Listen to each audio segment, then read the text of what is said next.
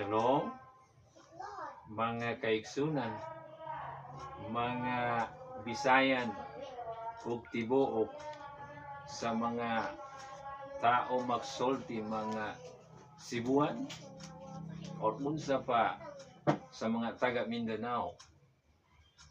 So atong remarks niining kabuntagon, ako mobasa sa 2 Corinthians versikulo 5 verse 20. Miingon, busa mga tinukyanan kami tungod kang Kristo. Mao na akong remarks niining kabuntagon.